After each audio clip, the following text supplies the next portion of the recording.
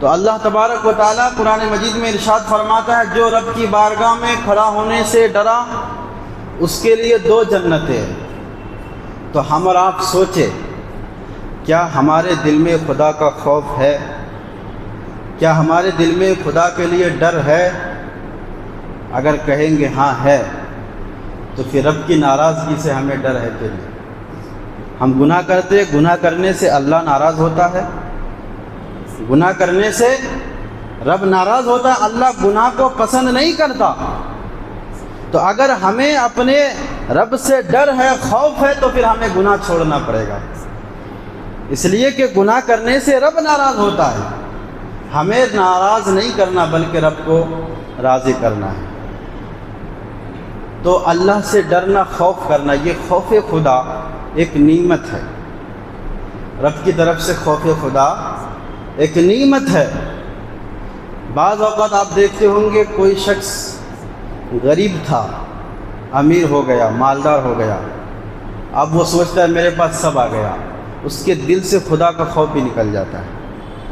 اب وہ سوچتا ہے میں عیش کروں گا، عیش و عشرت کی زندگی بسر کروں گا، لیکن بہت سارے لوگ ایسے ہیں، کروڑوں مال ہے لیکن دل میں خوف ہے۔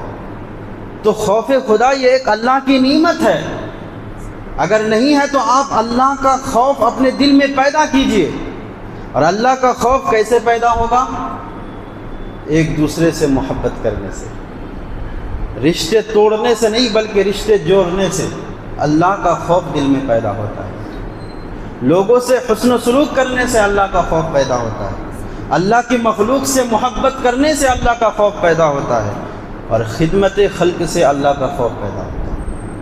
یہ خدا کا خوف دل میں ہونا یہ بڑی نعمت ہے، بہت بڑی نعمت ہے۔ فرمایا گیا کہ جو شخص، حضور نبی رحمت صلی اللہ علیہ وسلم کی حدیث پاک کا مفہوم ہے، حضور کی حدیث پاک کا مفہوم ہے کہ حضور صلی اللہ علیہ وسلم فرماتے ہیں کہ اللہ فرماتا ہے جو شخص دنیا میں مجھ سے ڈرا، میں قیامت کے دن اس شخص کو بے خوف کر دوں گا۔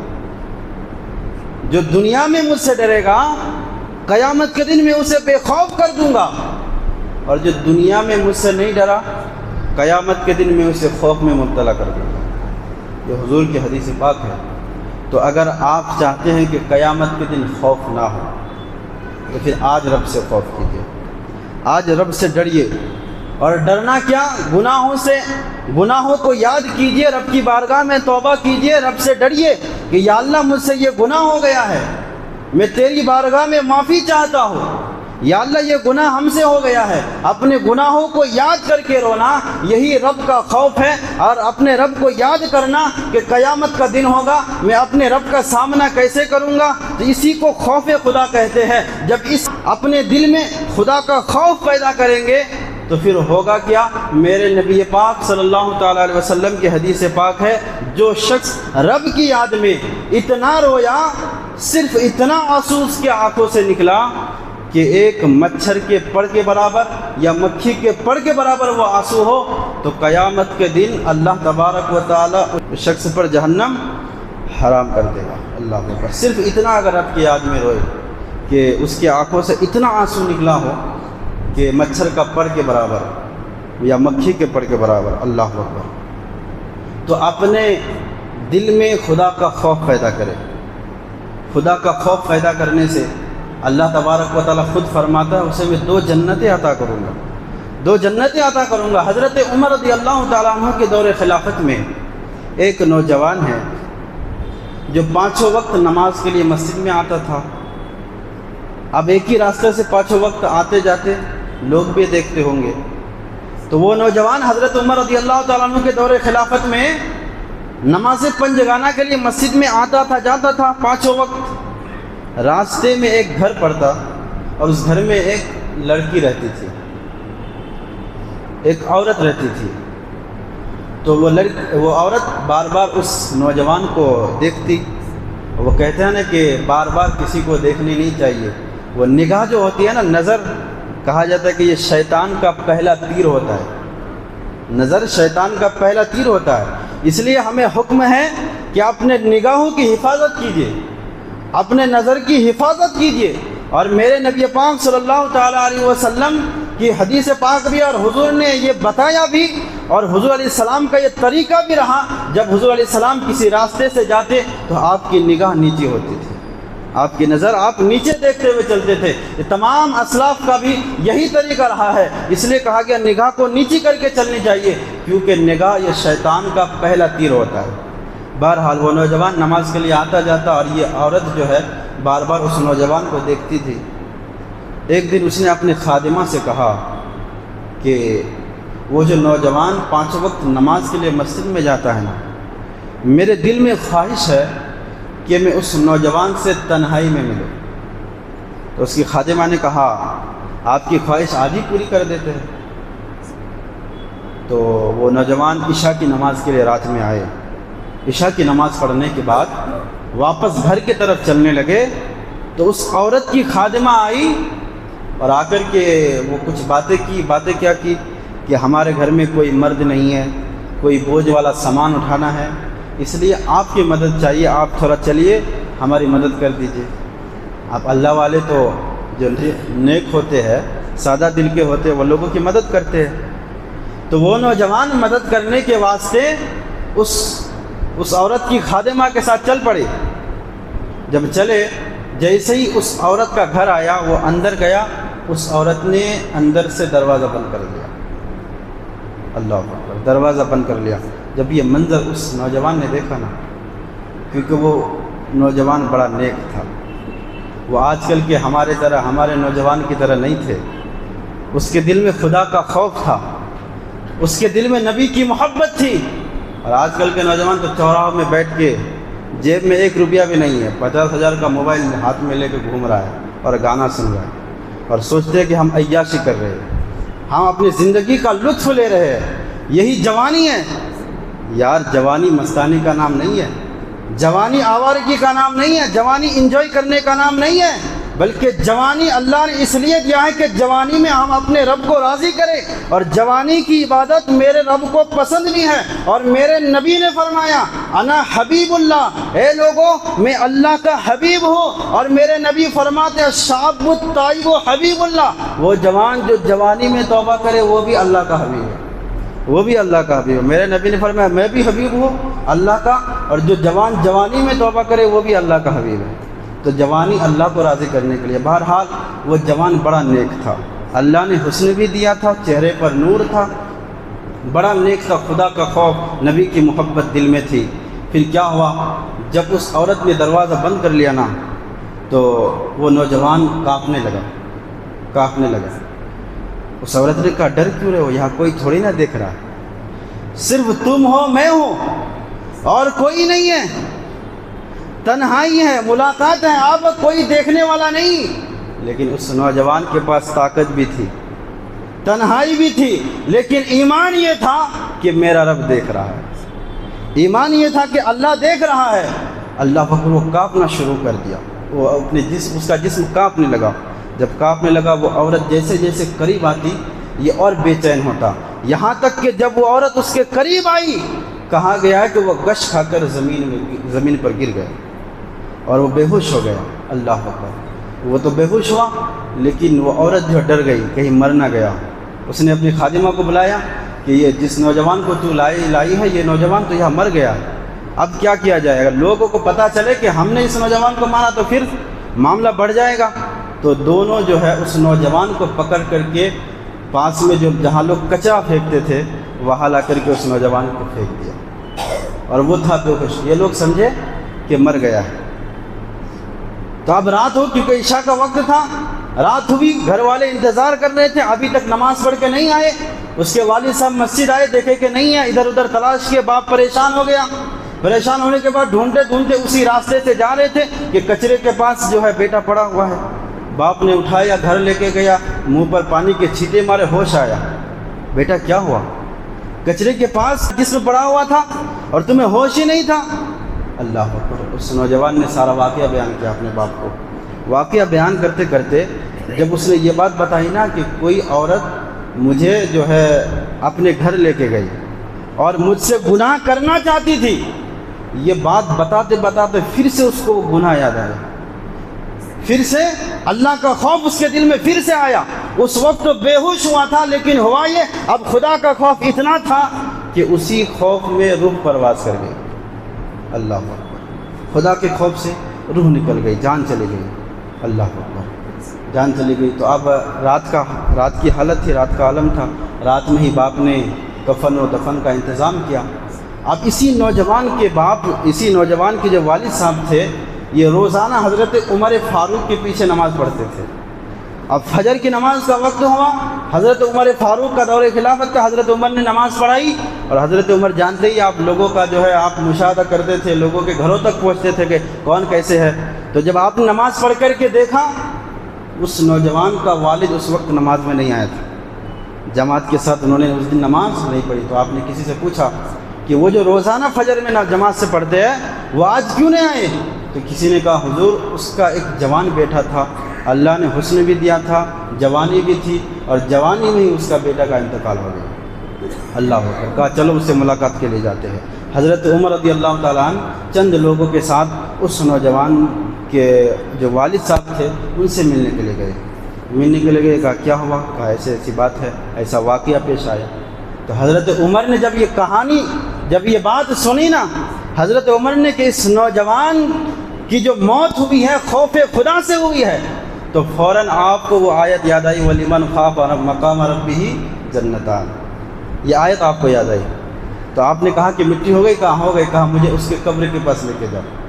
اب حضرت عمر رضی اللہ تعالیٰ عنہ جو آدھی دنیا کے بادشاہ ہے، فرماتے ہیں مجھے اس نوجوان کی قبر تک لے کے چلو.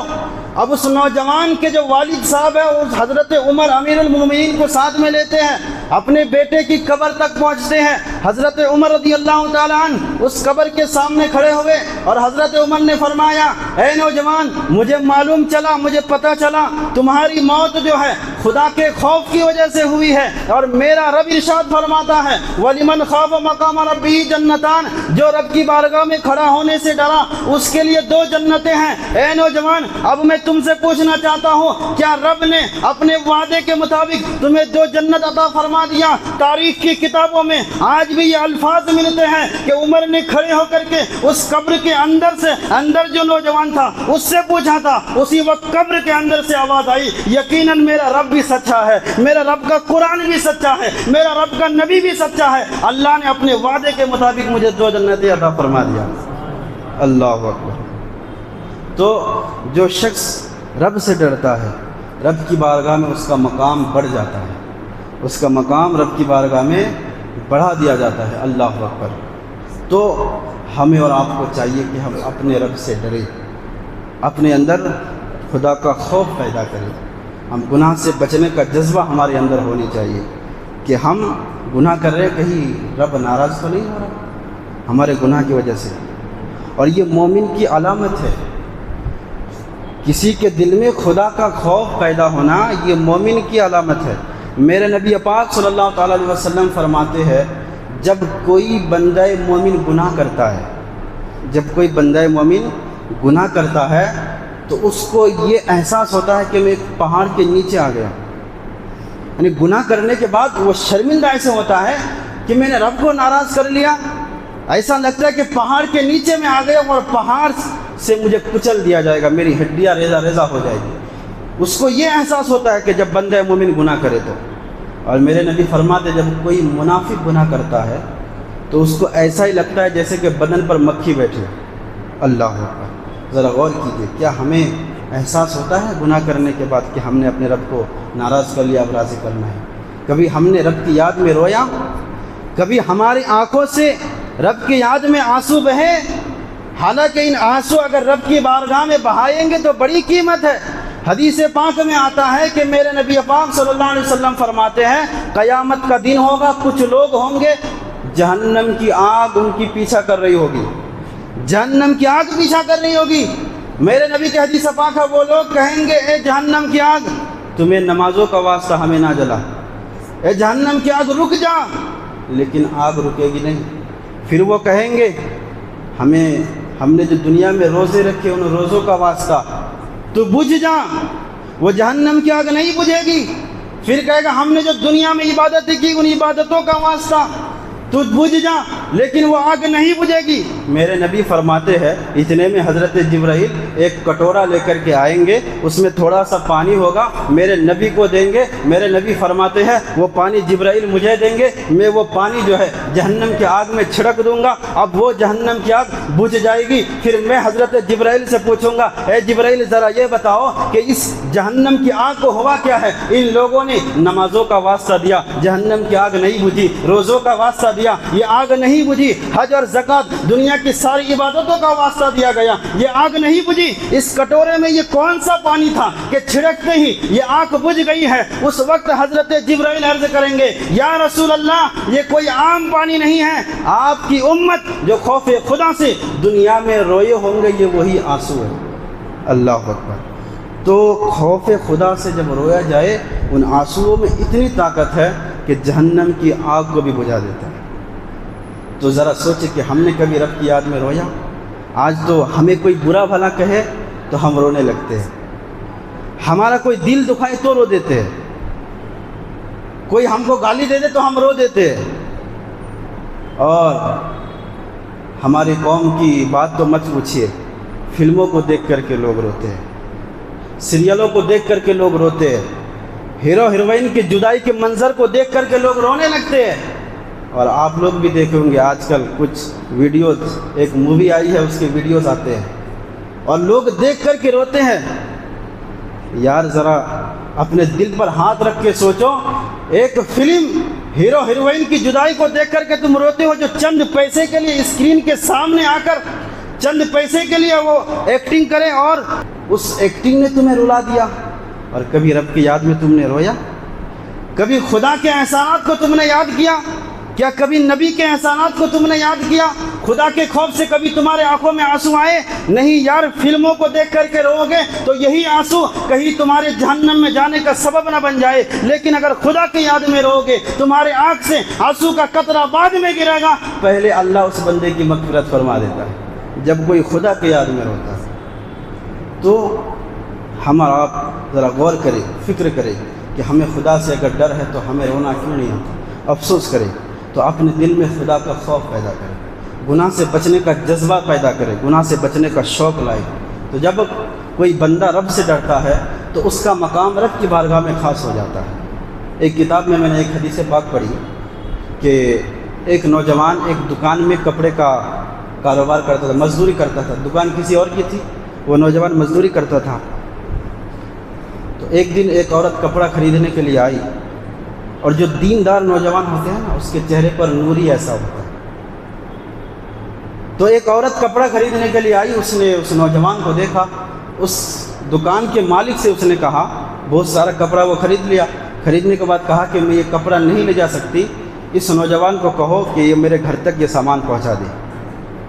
تو دکان کا مالک جو ہے اس عورت کی نیت سے آگاہ نہ ہو سکا، اس نے اس نوجوان کو بھیج دیا۔ اب اس عورت کی نیت جو ہے خراب تھی، اس عورت کی نیت خراب تھی۔ اب گناہ سے بچنے کا جذبہ دیکھیے، اللہ والے کیسے ہوتے ہیں، نیک کیسے ہوتے ہیں، کچھ بھی ہو جائے وہ یہ سوچ رکھتے ہیں کہ میرا رب دیکھ رہا ہے، رب کو ناراض نہیں کرنا ہے، یہ سوچ ہوتی ہے۔ وہ نوجوان اس عورت کے پیچھے چلا یہاں تک کہ اس کے گھر تک پہنچا۔ جب گھر تک وہ نوجوان پہنچا تو اس عورت نے اپنے دل میں جو بات تھی اس کا اظہار کیا۔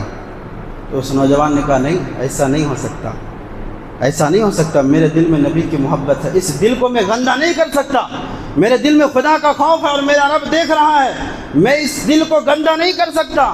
کہا کہ تمہیں تو میرے ساتھ گناہ کرنا پڑے گا ورنہ چلاؤں گی، لوگ آئیں گے اور تمہیں بدنام کر دوں گے۔ اللہ اکبر۔ اب بدنامی کا ڈر ایک طرف جو ہے گناہ ہے، اب کرے تو کیا کرے۔ فرمایا گیا کہ وہ نوجوان نے کہا ٹھیک ہے تم جو کہتی ہو وہ کر لوں گا، لیکن مجھے استنجا کے لیے جانا ہے، مجھے حاجت کے لیے جانا ہے۔ اللہ اکبر۔ پھر وہ کہا کہ ٹھیک ہے جاؤ، جو واش روم تھا وہ دکھا دیا، ادھر وہ نوجوان گئے۔ اب وہ نوجوان جب اس ٹوائلٹ سے باتھ روم سے باہر آیا تو فرمایا گیا اس نے اپنی ہی نجاست کو اپنے جسم پر مل لیا۔ اللہ اکبر۔ اب گناہ سے بچنے کا شوق دیکھیے، حالانکہ نجاست ہے، ناپاک چیز ہے، لیکن اس گناہ سے بچنے کے لیے اس نے یہ تدبیر اختیار کی، اس نے جا کر کے اپنے ہی نجاست کو اپنے جسم میں لگایا۔ اب جیسے ہی وہ باہر آیا نا، وہ عورت کہنے لگی جی یہ کیسا گندا ہے، کیسا گندا نوجوان ہے۔ اس نے جلدی سے جا کر کے دروازہ کھولا، کہا بھاگو یہاں سے جلدی۔ اللہ اکبر، وہ نوجوان کہا جاتا ہے وہ نیک بندہ تھا، اس کے دل میں نبی کی محبت تھی، خدا کا خوف تھا۔ وہ وہاں سے نکلا اور رب کا شکر ادا کرتے ہوئے نکلا، یا اللہ بدن تو ناپاک ہو گیا ہے لیکن دل میرا پاک ہے۔ بدن تو ناپاک ہو چکا ہے، جسم میں نے نجاست لگا دی ہے، لیکن میرا دل پاک ہے۔ کہا جاتا ہے وہ نوجوان وہاں سے چلتے چلتے ایک چشمہ بہ رہا تھا، وہی جا کر کے اس نے نجاست کو دھویا، اسی پانی میں وہ نہایا۔ فرمایا گیا وہ نوجوان کی یہ شان رہی، جب اس نے اس گناہ سے بچا، اللہ نے یہ مقام عطا فرمایا۔ جب تک اس دنیا میں وہ جی رہا تھا، جب تک اس زندگی نے اس کے ساتھ دیا، جب تک اس کی زندگی باقی رہی، اس کے جسم سے مشک و عنبر کی خوشبو آتی تھی۔ اللہ، ہمیشہ مشک و عنبر کی خوشبو آتی تھی، جب تک زندہ رہے تب تک آتی تھی، اور جب انتقال ہو گیا، موت کے بعد ان کی قبر سے خوشبو آتی تھی، موت کے بعد قبر سے خوشبو آتی تھی۔ تو جو اللہ کے ڈر سے، اللہ کے خوف سے گناہ سے بچتا ہے نا، تو پھر اللہ اس کو شان بھی عطا فرماتا ہے، اللہ اس کو مقام بھی عطا فرماتا ہے۔ تو گناہ سے بچنے سے اللہ دعا بھی قبول فرماتا ہے۔ اگر رب کی رضا کے لیے آپ کے دل میں کوئی گناہ آیا، آپ نے سوچا کہ رب دیکھ رہا ہے، اور حکم یہی ہے کہ جب کوئی گناہ کرنے کا خیال آئے نا، تو یہ سوچنا ہے کہ رب دیکھ رہا ہے۔ جب رب دیکھ رہا ہے تو پھر گناہ کرنا کیسے ممکن ہو سکتا ہے؟ اللہ اکبر۔ تو جب کوئی رب کے ڈر سے، رب کے خوف سے جو کوئی گناہ چھوڑ دے، پھر اس کے بعد دعا کرے، ہمارے اسلاف کہتے ہیں گناہ چھوڑ دے رب کی رضا کے لیے، پھر دعا کرے، اللہ اس کی دعا ضرور قبول کرتا ہے، اللہ اس کی دعا ضرور قبول کرتا ہے۔ اللہ اکبر۔ ایک واقعہ بتاتا ہوں میں، دو دوست تھے، دو دوستوں میں ایک کی بات یہ تھی کہ وہ دنیا میں کسی آگ کو بھی ہاتھ میں لے لیتا تھا، لیکن آگ اس کے ہاتھ کو نہیں جلاتے تھے۔ اب یہ عجیب بات ہے، انسان ہے تو آگ جلائے گی، لیکن اس نوجوان کی بات یہ تھی کہ وہ آگ کے انگارے کو ہاتھ سے اٹھا لیتا تھا، لیکن آگ اس کے ہاتھ کو نہیں جلاتی تھی، وہ آگ میں نہیں جلتا تھا۔ اللہ اکبر۔ اس کے دوست نے ایک دن پوچھا، بھائی تو میرا دوست ہے اور تو نے اب تک مجھے یہ راز نہیں بتایا کہ تم نے جلتے ہوئے انگاروں کو پکڑ لیتے ہو لیکن آگ تمہیں نہیں جلاتی۔ اللہ اکبر۔ اس نے اصرار کرنے کے بعد بتایا، بھائی میں ایک گناہ سے ایک بار بچا تھا۔ کہا کون سا گناہ؟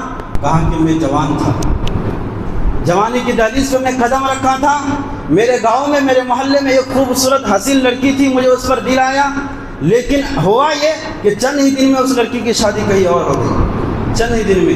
وہ کہتے ہیں کہ کچھ سال کا عرصہ گزرا، میرے وہاں جو ہے قحط سالی آئی، لوگ کھانے کے لیے محتاج ہو گئے، پینے کے لیے محتاج ہو گئے، قحط سالی آ گئی، قحط سالی، اور سب لوگ بھوک سے تڑپنے لگے۔ کہا جاتا ہے کہ وہ نوجوان کہتا ہے میرا باپ مالدار تھا، میرا باپ پیسہ والا تھا، مالدار تھا، اور ہم لوگ غریبوں کو اناج تقسیم کر رہے تھے۔ وہ کہتا ہے کہ میں اناج تقسیم کر رہا تھا کیونکہ میں مالدار کا بیٹا تھا۔ ایک دن سارے لوگ لائن پر لگے ہوئے تھے، میں اناج تقسیم کر رہا تھا، اتنے میں وہ عورت آئی، یعنی جس سے جوانی میں مجھے محبت ہوئی تھی، وہ لڑکی میرے پاس آئی مدد کے لیے، اناج لینے کے لیے۔ میں نے فائدہ اٹھانا چاہا کہ تمہیں اناج میں نہیں دوں گا جب تک تم میرے دل کی خواہش نہیں پوری کر سکتی۔ اللہ اکبر۔ وہ نوجوان لڑکی وہاں سے واپس گئی۔ اب اس کے 2-3 بچے تھے اور بچے بھوک سے تڑپ رہے تھے، 2-3 بچے بھوک سے تڑپ تھے۔ آپ کو معلوم ہے کہ ماں کو بچے سے کتنی محبت ہوتی ہے، ماں کے لیے کچھ بھی کر جائے گی وہ اپنے بچے کی صحت کے لیے۔ اللہ اکبر۔ پھر کیا ہوا، وہ لڑکی، وہ عورت جو ہے واپس گئی، اپنے بچوں کو دیکھا، بچے بھوک سے رو رہے تھے، وہ واپس آئی کہ نوجوان میرے بچے بھوکے ہیں، بھوک سے تڑپ رہے ہیں، رو رہے ہیں، میری مدد کرو، کچھ کھانا مل جائے تو میرے بچے کی زندگی بچ جائے۔ اس نوجوان نے کہا نہیں، جب تک تم میری خواہش نہیں پوری کرے گی تب تک جو ہے میں تمہیں کچھ نہیں دوں گا۔ اللہ اکبر۔ پھر وہ لڑکی گئی واپس، یہاں تک کہ کہا گیا ہے کہ اس کے 2-3 بچے تھے، اس میں سے ایک بچہ نے کہا امی اگر تم مجھے کھانا نہیں دے سکتی تو میرا گلا دبا کے مجھے مار دو۔ وہ بچہ جب ماں سے یہ بات کہنے لگے تو ماں کے دل پہ کیا گزری؟ اللہ اکبر۔ تو ماں نے دل میں سوچا کہ چلو ابھی گناہ کر لیتی ہوں، بعد میں توبہ کر لوں گی۔ یہ شیطان کا بڑا جال ہوتا ہے، शैतान ये कह कर के इंसान को गुनाह करवाता है कि अभी गुनाह कर ले, बाद में तौबा कर लेना, अल्लाह तौबा कबूल फरमाता है। भाई यकीनन अल्लाह तौबा कबूल फरमाने वाला है, लेकिन कोई गारंटी है कि गुनाह के बाद तुम्हें तौबा की तौफीक मिले? गारंटी है? हो सकता है गुनाह करते करते ही तुम्हारी मौत हो जाए। ज़िंदगी के एक लम्हे का कोई गारंटी नहीं है, एक लम्हे में भी मौत आ सकती है। तो उस लड़की ने सोचा कि अभी गुनाह कर लेती हो, फिर बाद में तौबा कर लूँगी। अब उस यही सोच करके उस नौजवान के पास जा रही थी। जाते जाते फिर दिल में ख्याल आया कि अपनी इस्मत का सौदा ना कर, अपने बच्चों को मरता हुआ देख लूँगी, लेकिन इस्मत का सौदा नहीं करूँगी। अल्लाह अकबर। वो औरत वहाँ से वापस पलटी, अपने बच्चे के पास जा कर के मुसल्ला बिछाया। मुसल्ला बिछाने के बाद रब की बारगाह में सजदा रेज हो गई है। इतने में जब वो सजदा करने लगी, एक दस्तक दिया किसी ने दरवाजे पर। वो लड़की उठी, उठने के बाद दरवाज़ा खोलती है। दरवाज़ा खोला तो वही नौजवान चंद अनाज लेकर के, वही नौजवान जो गुनाह करने के लिए कह रहा था, वो अनाज लेकर के आया हुआ है। उसने दरवाज़ा बंद कर लिया। ये तुम क्या देने के लिए आए हो? न तुम्हारे अनाज की ज़रूरत है, न तुम्हारी दौलत की ज़रूरत है, यहाँ से वापस चली जाओ। दरवाज़ा फिर से बंद कर दिया। फिर से दस्तक हुई, वही नौजवान था। उसने कहा, बहन आज से मैं तुम्हें बहन मानता हूँ। उसकी वजह यह है, मैंने अंदाज़ा लगाया है तुम एक गरीब खातून हो, तुम्हारे पास खाने के लिए कुछ नहीं है, तुम्हारे बच्चे तड़प रहे हैं और भूख की शिद्दत से मरने वाले हैं। तुम अपने आप से इतना डरती हो तो फिर मुझे कितना डरना चाहिए। मैंने नीयत बदल ली है, रब ने मुझे तौबा की तौफीक दी है, मैंने तौबा कर लिया है, मुझे माफ़ कर दे। आज से मैं तुम्हें अपनी बहन मानता हूँ, ये सारा अनाज रख ले। अल्लाह अकबर कहा जाता है। वो लड़की उस वक्त मुसल्ला बिछा के नमाज पढ़ रही थी। उसी मुसल्ला में फिर से बैठी। बैठने के बाद रब की बारगाह में हाथ उठाई, या अल्लाह ये नौजवान तौबा करके आया है और मेरी मदद करने के लिए आया है। या अल्लाह तू जानता है मैंने अपने बच्चों की ज़िंदगी दाव पे लगा दी, लेकिन अपने इस्मत का सौदा नहीं किया, तो इसी के सदक़े में मैं आज दुआ करती हूँ, या अल्लाह इस नौजवान पर जहन्नम की आग हराम कर दे। अल्लाह अकबर। अब ये दोस्त जो दूसरे दोस्त जो पूछ रहा था कि तुम अंगारों को हाथ में ले लेते हो लेकिन तुम्हारा हाथ नहीं जलता, उसकी वजह क्या है? अब ये कहता है, मेरे दोस्त यही औरत जो मेरे लिए दुआ की थी, उसी दुआ की तासीर थी। आज मैं अंगारों को हाथ में ले लेता हूँ, मेरा हाथ नहीं जलता है और मेरा ईकान है कि जहन्नम की आग भी मुझे नहीं जलाए। ये मेरा ईमान है। दुनिया की आग तो नहीं जला रही है, जहन्नम की आग भी नहीं जलाएगी। अल्लाह अकबर। तो मैं क्या कह रहा था कि जब कोई गुनाह से बचे फिर रब की बारगाह में दुआ करे, रब के लिए गुनाह से बचे फिर रब की बारगाह में दुआ करे, तो अल्लाह उस दुआ को कबूल फरमाता है। अल्लाह तबारक व तआला हमें कहने और सुनने से ज़्यादा अमल करने की तौफीक अता फरमाए। आपको पता है कि मैं कुछ सवालात और जवाबात का ये शुरू किया था, सवाल और जवाब का सिलसिला। उसमें से 3 सवाल आया हुआ है, इसके जवाब भी आप सुन ले। एक सवाल है, क्या गुस्ल करने के साथ साथ वज़ू भी हो जाता है? सवाल है। जवाब यह है कि जी हाँ, अगर इंसान गुस्ल कर ले तो आप उसको गुस्ल करने के बाद वज़ू करने की ज़रूरत नहीं है, उसका वज़ू हो जाता है। अगर आदमी नापाक हो फिर गुस्ल करे, अगर फ़राइज़ गुस्ल उन्होंने अदा कर लिया तो आप फिर से उसको वज़ू बनाने की ज़रूरत नहीं है, उसका वज़ू हो जाता है। और एक सवाल है कि नमाज में टोपी गिर जाए तो उठा सकते हैं कि नहीं?